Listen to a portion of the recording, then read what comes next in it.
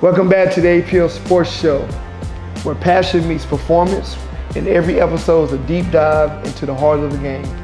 Today we've got a rising star lighting up the court and repping California with grit and grace of the game. She's a fierce competitor, a leader on and off the hardwood, and one of the most exciting female hoopers making noise in California. From relentless training sessions to game-winning buckets, she's proven that greatness doesn't wait. It grinds, it hustles, and is earned. Please welcome the one and only Zuly Velazquez. Did I say it right? Velazquez. All right, sorry guys. Try to get that right, man, but welcome to the show, little sis. Thank you for pulling up, man. Of course. How are you doing? I'm doing good, and yourself? I'm doing well, man, doing well. I'm so glad that you were able to make it in from Anaheim Hills. I know you got a lot of stuff prepping that you're doing for the summer, but being that you were able to take a break away from your busy schedule means the world to me that you came up to and have this conversation with me at this magnificent building we call SoFi Stadium, man. So I appreciate you for pulling up, man. I want to go ahead and dive into this conversation with you. Let's go. Let's go. All right, so first and foremost, tell everybody who you are. Who is Zuly? I'm Zuly Velazquez. If some of y'all don't know, I'm sure y'all gon' know. But I play basketball. I play for Puerto Rico. Last year I competed in an overseas tournament, and I played Panama, I played El Salvador, I played Costa Rica, I played the Bahamas, and that was a qualifier for the America Cup, which I'll be participating in the end of June, where we'll be seeing USA, and we'll be seeing Argentina and Mexico and a couple of other teams. But aside from playing overseas, I play club basketball here in California with some of the top competitors where I play right now. Well, I'm not playing club this year because I'm leaving next week, but we play, and the team I play with, Live Your Legend. If y'all are watching this, y'all know what it is. Shout out. We play a couple UAA teams. We play different teams, different varieties. And yep, that's what I do. I'm just a basketball player. I just hoop, man. Let's go. I love it. All in a nutshell. So, and you're born and raised here in California? No, that's what people have confused. I was born in New Jersey. Secaucus, New Jersey. Wait. Wow, you're from the East Coast. Yeah, I'm from the Jersey. East Coast. It's different. Wow, that's a big difference, man. And now it makes sense because living on the East Coast, especially New York, New Jersey area, you got a different type of mindset living over there. And I can tell. Different. I can tell. Wait, that's dope. Okay. And so how long you been in California? I've been in California for a long time now. I've been here since I want to say, I'm not even about to do the math right now, but since 2015. All right, 2015. All right, awesome. So you've been here, I'm going to try to do the math for you. Almost 10 years. Let's go. I was trying to avoid that, but you wanted to do it. Yeah, I had to do it for you, man. I had to do it for you. So almost 10 years, okay? And when did you start playing ball? See, that's what people get confused a lot. They think I've been playing a long time, but for the people that know me, they know that I started with soccer, and I've been playing basketball for like 3 years, about to go on 4. Really? Yeah. Soccer's first sport, and then you transition to basketball. Yep. Okay, I don't want to jump ahead, but what made you dive into basketball and give up soccer? I feel like, well, first it started with, there was one season where I didn't play it, and then I just fell out of love with it, I guess. Okay. I mean, it happens. It just wasn't my sport, and my cousins would come around in the summer, and my family, we just grew up with basketball and baseball, but I never wanted to pick up the bat and swing. But the shooting just felt like it came so natural to me because I saw my brothers play it, my cousins play it, and I was just like, I like it. I like it. I'm gonna do it. Okay, awesome. Okay, got you. Okay, let's get into the real first question of the podcast, okay? Let's take it back to the beginning and let's talk about what made you really fall in love with the game. I know you said you saw your family members playing, but what was that moment that like, man, I'm in love with this game and I really want to pursue it? I feel like the joy it brought to me in the beginning, it felt like it was more than just a sport when I first played it. Like it was something that I looked forward to doing after school when I first started. It felt like I had like a second family called YBT. If y'all go all the way down to the bottom of my Instagram, you guys know that I played with a boys team. And the coach, like I was close with that family. So it felt like a family. So I feel like that's how most successful basketball teams start. They start with a family. So I felt welcomed, and I was just like, this is something I look forward to doing. And That's now awesome. Here I am where I am. That's awesome. And you talk about the family feel, right? Every athlete that I work with, you know, it comes to me for training, and they start going through the recruiting process of like, you know, coach, how do I pick this school? What am I looking for? Right. The first thing I tell them, go where you want it and go where it feels like family. And that's what happened with the basketball team that you joined, right? You say, it felt like family to me. So that's great. And then that just carried you over to continue to love the game of basketball, right? So that means, honestly, you look at it, the coach that you had was a phenomenal coach because he kept you in love with the game in order to keep playing, man. Exactly. So whoever that coach was, shout out for them, man. All right. So the second question I got for you, man. So you've been out here since 2015, but growing up here, how did your environment shape you into the basketball player that you are now? It was definitely different, man. Made me more vocal, made me more me, made me more like shaped, polished, and I feel like in basketball communication is such a big thing, and I feel like you have to talk in basketball. I feel like me being polished was definitely a big part of it, and I feel like that's why I am the way I am. Got you. And the communication you said is key. You can't play a team sport and not communicate. Exactly. Especially like a game of basketball. Right. So that's okay. Now, the next question I want to ask you. What's been the biggest challenge in your basketball journey so far? And then after you answer that, I got another part I want to ask you on that question. The hardest part is probably the rough days. The days where the shots aren't falling. The days where you feel like you can't breathe. And the biggest part of them all, the politics behind it. Oh my God, listen. Man, listen, hey, it'll never go away, but the politics that are involved in sports in general, I don't care if it's soccer, football, basketball, baseball, whatever it is, it'll drive any parent crazy. So I can only imagine what your dad goes through dealing with the politics, especially with the type of following that you have on social media, constantly dealing with the politics and everything. It can really destroy athletes if they don't know how to deal with it. Have somebody like your dad, you know, your brothers, mom, whoever, to help you navigate through that, man. So now we talk about navigating through that hard part. How do you overcome those moments where the jump shot ain't falling, I can't even make a layup, or I can't play defense and stop nobody? So how do you overcome those moments?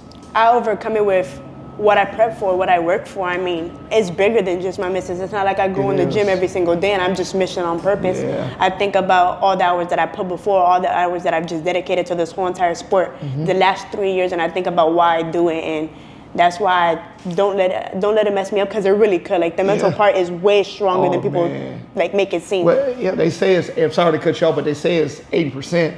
But I'm gonna be truthful. And some athletes, it's probably 90%. You know what I'm saying? It's high, man, you know. But sorry to cut you off. And for me, at the beginning, it was the biggest part, because it's like, I started with boys, so it's just like they're bigger, they're stronger. I'm a beginner, like, I'm just already, I started late, like, you know, and that's what people also see. I feel like the biggest battle for me was I started late. And I feel like when I do have those days, I gotta remember I started late, so I can't push myself backwards mentally and take 2 steps backwards and take 1 step forward and just be like, it happens. Yeah, it happens. You know? Yeah, you look at, like I say, I mean, and they tell you, you look at where you started and look at where you're trying to go. You know, like you say, being that you started 3 years ago, right? Then you look at what you've accomplished since you started the game of basketball, but look at your trajectory of where you're going, right? So just keep focused on that. Everything else take care of itself. Right. Like, eventually what's going to happen, you're going to catch up to those people who are so-called in front of you, if you haven't caught up to them now, right? Right. Just part of the cycle. So just keep your head straight and you'll catch up on that. Right. All right. So next thing I want to ask you, man, I want you to describe your game to me and what sets you apart. What do you think sets you apart as a point guard on the court from anybody else? So describe your game first, and then tell me, what do you think sets you apart? My game, I think the most impressive part that I get a lot is just my grit and my driving abilities, because then again, I'm not 6 feet like everybody else you see in the circuit. I'm only 5'2". You're 5'2". So I feel like my driving ability, it sets me up different from everybody. And I feel like my floater and just the way I get others involved is what separates me from others. Yep. And then for my point guard abilities, like you said for the second part of the question, I feel like my understanding, because sometimes my big is not as much as they should finish. I can't get mad when they don't finish, you know? Yeah. And I feel like also my ability to see them and make better opportunities for everybody else, which a point guard should be doing. Absolutely. That's a true point guard is what they say. That's what you're supposed to do, right? So now, let's go back a little bit. So you're 5'2", right? So you know what they tell you, and it's when every sport, because every sport wants to have an athlete with some type of size, right? But if you don't have size, you got to make up for it in other ways. That means you're a dog on the court. That means you're all in people's faces. You know, you're breathing their air, whatever it is you're doing. You're just being a pest on the D end. When it's time to score offense, you're driving hard nose to the goal and everything, right? So I know that you're a dog, being that you know that you're undersized, right? So you play with the chip on your shoulder. Oh, 100%. And I feel like another thing that helps me and that makes up for my height is the fact that I spend so much time building muscle. I'm pretty solid. For people that know, they know. I know when I came in, I said, whoa, she has some solidness on her, man. Yeah. I felt that, man. So, okay, got you. So you do a lot of, and we'll get to the training aspect a little bit later, but you do a lot of lifting? Yeah, not too much lifting, more so calisthenics, because you know, absolutely. It's better. Yeah, absolutely. Basketball players, what we got to do, man. All right, so let me get to the next one, okay? Who are some of the players that you look up to professionally or people who don't even play professionally, and why? You know what? Let's do it this way. Give me 3 that you look up to professionally and 3 that you look up to that are not professional. 3 that I look up to professionally, I have to go Jalen Brunson, because he's a lefty too. I want to play. He's a 2-foot player too. Yeah. Like he plays off of 2 feet. I feel like for us shorter point guards, I feel like that's a necessity. So I feel like Jalen Brunson, Kyrie, his flashiness, his ability to get others involved in himself, and then probably D-Rose. Old school D-Rose. D-Rose, before the injury. You know how good he was before the injury. Wait, how do you know about D-Rose, man? D-Rose, I mean, highlights, obviously. D-Rose was that guy. Yeah, I mean, the injuries obviously hurt him, messed him up, but he was that guy, man. It would have been scary to see what he would have become outside those knee injuries that he had, man. But no, D-Rose is that guy. Okay. I wasn't expecting D-Rose. No, I did my homework. That. You did your homework. You did. I wasn't expecting that. So what about people who are not professional? Are we talking college or are we talking? I mean, this can be college. It can be family, whatever you want. You know, I mean, at this day, NIL has got college players. They're like semi-pro now, right? So, but let's do it this way. Let's go.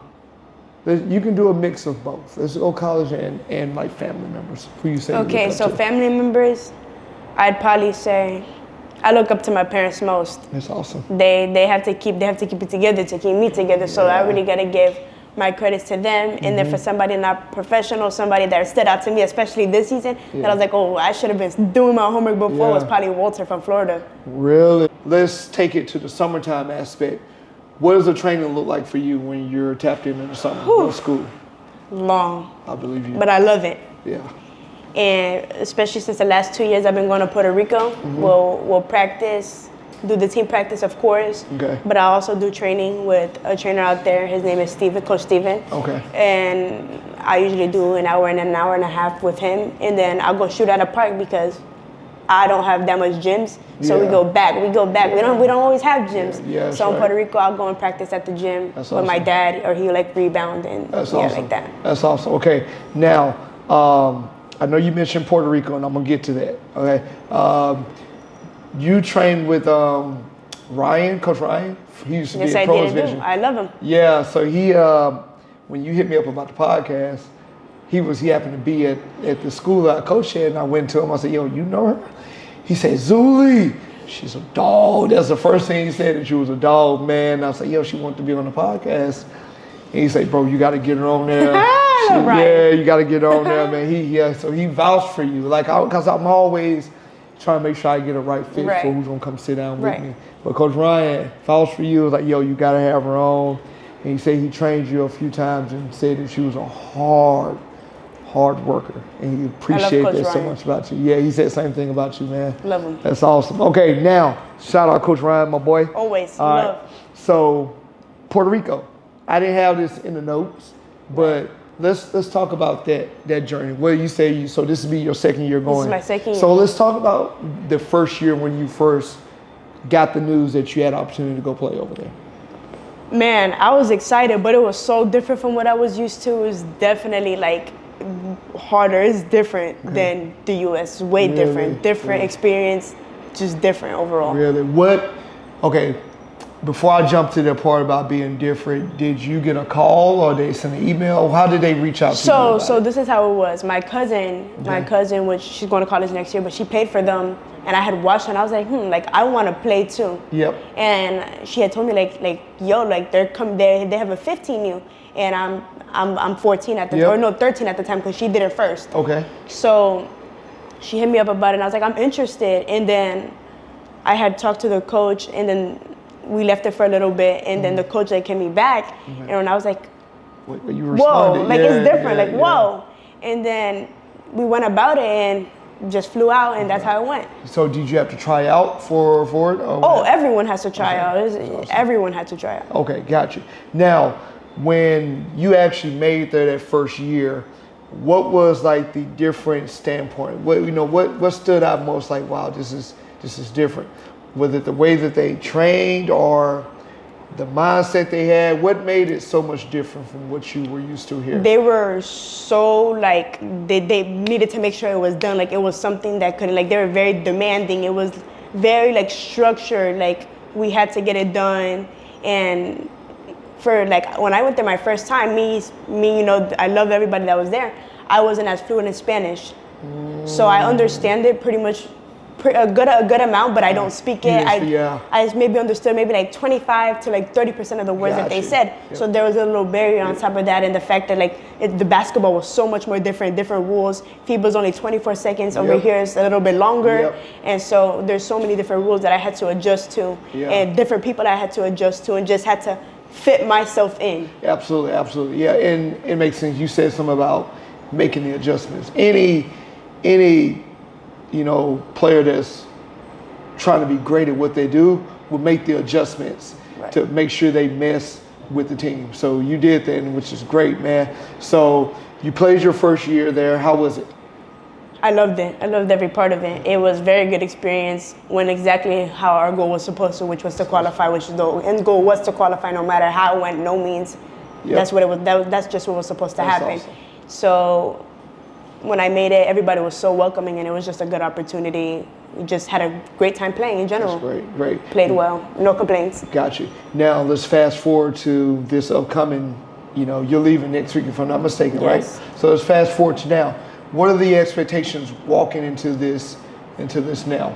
My expectations now is that show them how much better I've gotten within a year, show them the different player that I've become, how much I've worked, and that I'm ready to convert on. I mean, it's the America, but it's different. USA is in it this time. I got to be different. Yeah, you got to be different because you live here, right? Right. And going to represent another country, so you gotta be different. You gotta Right. ball, man, 100%. So now, are there some of the same girls that are on the team that were there before? I mean, I don't know. I'm just going in there. I'm hoping it's the same girls because I had a strong bond with them. So I'm not sure who's there, but whoever's there, I'm ready to play. I'm ready to win it all, win it. Okay. I mean, I love to drive. And so it's a possibility you could match up against the USA. Definitely You with ready? a chance. Yep, and I'm ready. You ready? Let's go. I love it. All right. Okay. So I got some rapid fire questions I want to get to. Let's see how you do on it. All right. Okay. So I want you to name your top 5 female basketball players. Okay. No particular order. Just give me your top 5. My top 5: Diana Taurasi, Okay. Breonna Stewart, Okay. Sue Bird. I actually have her jersey. Bro, you got Sue Bird. I have Sue Bird's jersey. legend. My uncle actually got it for Really? me on my birthday. I got Sue Bird. I like Asia Wilson and Candace Parker. Candace Parker. You got like Candace Parker. I think she's probably second greatest female basketball player of all time. Who would you say number 1? who do you think the greatest female basketball player? It's hard. That's hard. I mean, we probably gonna catch some heat from saying this, but if you had to pick one, who you gonna say the greatest female basketball player right now? That's not Juju. Not Juju right now. She ain't made it there yet, but outside of, because people are saying Juju, but other than that, who do you think you can say? Is there anyone? I'm gonna say it now, say it proud. Diana Taurasi. Diana Taurasi. Okay. I give you some love on that because she is definitely in that consideration for sure, man. Okay, who would I say, man? I mean, Diana Taurasi is up there. I don't think I can argue with that, man. And I feel like I like Diana Taurasi because all the people that I've asked with, because basketball is like my life, So they said that like she was always one of the hardest working in the gym, and she always helped people around her, whether it was very direct or nicely. She was very helpful. She didn't care. She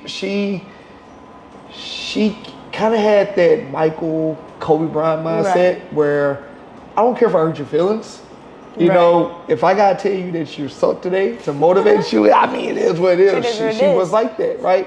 But she demanded out of her players, her teammates, and the results spoke for herself, right? So now let's go into male. Give me your top 5 male, no particular order. Who you got? Don't make me run out the chair. Don't make me run out, man. All right, let me see what you say now. Give me a chance. I got Michael Jordan, Kobe Bryant. Okay. This one might make you run out the chair. LeBron James. No. Don't. Hey, listen. You said the 3 that I feel like have to be in the conversation. Okay. They have to be in any. I don't care what order you put them in. It really depends on your generation, right? I think me and your dad probably look at MJ, but some people may look at Kobe.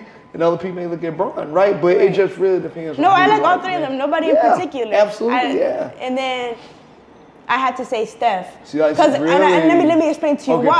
Please go in depth with that. I feel like he's done so much in his career that when he retires, I feel like the NBA's, it's gonna be a little bit different. When him, LeBron, and KD, and Prime leaves, the NBA is gonna be like a newer generation. So I have to. It's already getting there, man. I have to. Yep, you're getting there. So, in which I can't even be mad at. You know what? Let's finish your list. You gave me 4. Give me one more. And this is all time? Yeah. Who do you? Yeah, top 5 all time. Who do you think? That's why I said it's your list. All time. You said Steph, Bron, Kobe, MJ. Give me one more. Got to get a little to some big men. Give me a center in there or a power forward or something. I mean, I guess if you want to go center, I guess Shaq. Obviously, you got to go Shaq. Yeah, you got to go Shaq, right? So, my list in no particular order: Kobe, MJ, Bron. I got to go. It's hard. When it's all time, it's hard. All time, it's hard. Oh, man. Shaq is up there. If you're going by position, in which you can't do, because I got Kobe and MJ, they play in the same position. Man, could you go Steph? Could you go Magic? I mean, it's kind of hard, man. It depends on what you Now want. I have a question for you. Okay. I have a question for you now. Let's So go. we're about to reverse this podcast. Let's do it. Would you consider D-Rose all time? Not top 10. Not top 10? Top 10. The reason why... that might have been a far-fetched. Yeah, you know what? And it's not even a far-fetched, because he was phenomenal when he played. But the reason why I think people won't put him all time is he didn't win. At the end of the day, like all the great players, they won. You got to win. I don't care if it's 1, 2, whatever it is. You got to win at least one. And is he a Hall of Fame player? Yes, he's 100%. If you asked me that, I would have said yes. Yeah, he's definitely a Hall of Fame player because he had a run. He had like a 3-4 year run where he was the best player in the NBA, right? But I think his lack of not winning the championship, which isn't his fault, but I think that hurts him from being in that top 10 category. A top 10 list would be even harder, just to let you know, man. All right, okay, let me get to the next round of quick hitter questions that we got, man. When I say these words, I want you to give me the first basketball player that comes to name. I'm gonna just give you right like that. Yeah, I got you. Okay, so first one, floor general. Kyrie Irving. Kyrie, really? Kyrie Irving. You give Kyrie Irving the floor general? Really? Tell me why. Give me, I'm gonna, like, at least 10 to 15 seconds why you pick Kyrie. You know what? No. Floor general. I just like Kyrie as a point guard, period. I think he, but if we're talking floor general, maybe Trae Young. Really? Maybe Trae Young. Maybe. Why is that? I feel like he's more of like a passer, like, and that's what a point guard is. Yeah, you know what I mean? A point guard, they set up the offense. So if we have to go like that, maybe Trae Young. Okay. I just like Kyrie because he was flashy, so my bad. But if we're talking floor general, Kyrie then maybe. is cold. Don't get it wrong. He's cold. Yeah, for sure. Okay. Now, a killer on the court. When you look at somebody like, yo, I ain't gonna say I'm afraid of this person, but he or she is a stone cold killer on the court. Who you go with? I got you too. Who? Ant-Man. Okay. And Kobe. Ant-Man and Kobe. Okay. And you know what? And I respect that because that's the generation you know. Absolutely 100% right. I love it. You can't go wrong with either one because Ant-Man is like that right now. Like they're talking about how he reminds people so much of MJ and Kobe about the way you see him going after Bron. He don't care. He's like, I'm a killer. I'm going at you. And I love that about Ant-Man, you know? Okay, now, it's only probably one clear answer that you can give me for this, unless your dad made you do some homework on some other players. But shooter. I say we say that on 3. 1, 2, 3. Steph Curry. Oh, 100%. Yeah, no question. It got to be Curry, man. If you would have gave me anybody else, if you would have said like a Ray Allen, Reggie Miller, I was like, your dad made you go back and do some homework on them. I was expecting you to say Steph Curry. So when I put that down, I said, she better tell me Steph Curry, man. All right, okay, now, this is one that we're going to see how the people listening to it react to what you say, okay? So when you talk about GOAT, who is the greatest basketball player that you have ever seen? That you of all time. Of all time. I can see your dad right now, like staring at me right now. I can see it, man. Who's the greatest of all time? What do you say? Come on, give it. Don't be afraid, man. Give me an answer. Kobe, real life. LeBron for my people. So Kobe for your life, LeBron for your people. Okay. So, and like I said, you kind of grew up on that Kobe era. Yeah. And that's where they're 100%. And I respect that. I feel me personally, because I grew up in that Jordan era, you know, and I respect Bron, I respect Kobe. Right. I think MJ is who I consider the GOAT. And I think Bron is probably the second greatest basketball player I've seen. I think Kobe is number 3. You know, but you can't go wrong with any order. The only order you can go wrong with if those 3 are not in your top 3 conversation. If you come here and tell me Steph is better than any one of those guys we just named, and I love Steph, I think we got a problem. It has to be those 3. But hear me why I say Kobe go. Okay. Because it's not about what he did on the court too. He was also a great guy off the court. And I'm not saying now let's get like, you know, but off the court it really does matter because when you're not on the basketball court, you're a human too. So you know, so the fact that he was able to be a great human outside of it was definitely like. You know what? And you see it now, especially with the world of social media. Every professional athlete has days where they don't want to talk to people. Right. You know, you gotta respect that as much as people give them a hard time about, you know, oh, well, you're in this spotlight. You got to be able to talk to all your fans. No, I'm a human at the end of the day. Right. I don't want to talk to everybody. Sometimes I just want to go enjoy my family, enjoy lunch with whoever I'm with, whatever it is, right?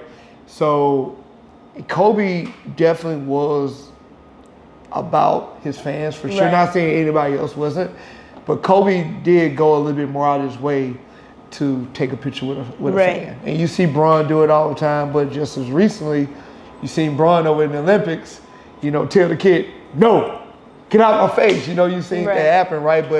But he's human, so you can't knock people for doing that, right?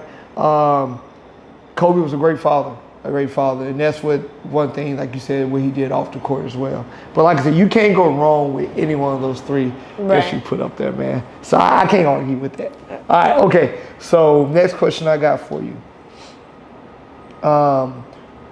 What's your mindset when you step on the court? It's me against me, man. I mean, I'm the only one that can really beat myself. I mean, losses happen, so if I let them defeat me, okay, that's understandable. That's normal. Everybody goes through a loss. But if I beat myself up, it's harder to come back from. It's hard to come back from, 100%. 100%, man. I agree with you on that. Okay, so you go into the mindset like, I don't care who's in front of you, in front of me, it's still just me versus me. Zuly versus Zuly. I love it. Okay. Let's talk about the game of women's basketball. I got 2 more questions and I'm gonna let you out here, my little sis. Women's basketball is gaining momentum, okay? How do you feel about being a part of the movement? And how do you feel about the way it's evolving? I feel good. I'm just glad women are starting to get the recognition they deserve because, I mean, we put a lot of hours in the gym too, and it, like, for it to go unnoticed, definitely like, damn. So I'm glad that I'm a part of it getting bigger because I have love for it too. Yeah. And I mean, basketball is basketball. There's no types of different love. No. Now that if you love it, you love it, right? Exactly. Now that people, you know, chose for the longest time to just watch men and just leave women in the shadow, it's finally good that we're like getting what we deserve. Because we still work too. Absolutely. I purposely always loved the game, women's game. I remember when the WNBA first came out. Right. I remember what grade I was in, where I was at when it happened. I remember watching the first game.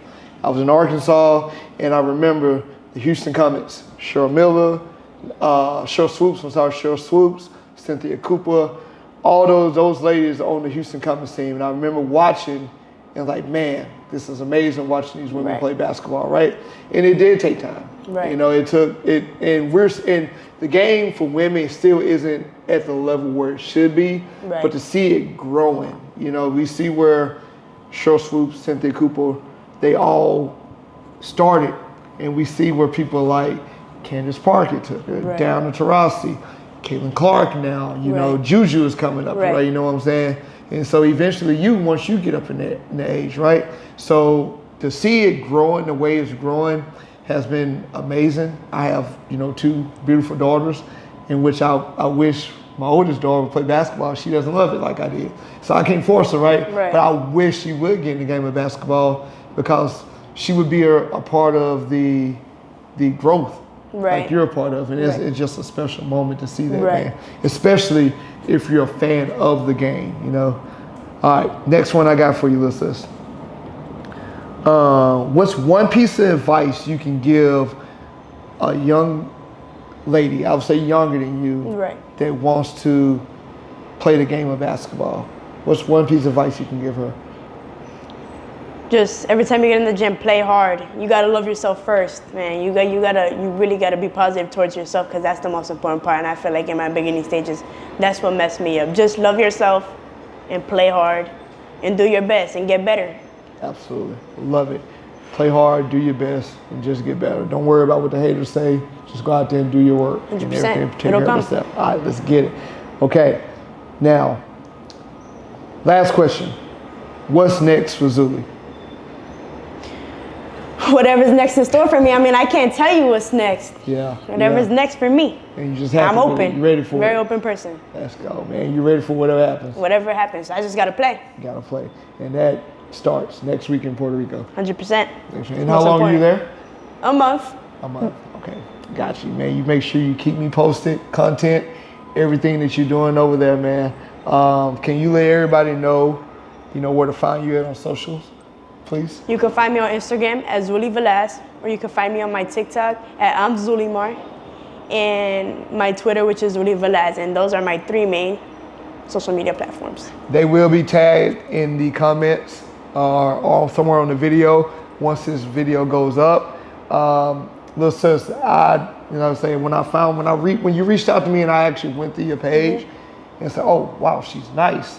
I truly appreciate you hitting me up and like, yo, can I come be on the podcast? Of course. Anytime I'm able to sit down with a female athlete is great because I know I'm helping, especially basketball, right? Because I know I'm helping do my part of helping the game of basketball grow for female athletes, right? So anytime I'm able to do that, it's like an honor, right? I know that you're gonna go to Puerto Rico and you're gonna do your thing like you always do. Remember to do the things you said, hard work, you know, you versus you, and just put the hours in, make 100 jump shots, things like that, and everything else will continue to take care of itself, man. And what grade are you in? I'm a sophomore. You're a sophomore, so when next year, or when you get back, whatever it is you play in club, let me know. I'll pull up and watch you play. We get some video content of you and blast on social media as well too. But make sure you keep me posted, of course, on your schedule and everything. All good? I got you. You know. Yo, thank you again. This is Coach D with the one and only Zulie. Please follow her on all socials. And thank you guys for tuning in. Thank you for joining me at SoFi, Zulie. I really appreciate you, little sis. Good. Let's go, man. Thank you. Get in here. Get in here. Thank you. Thank you.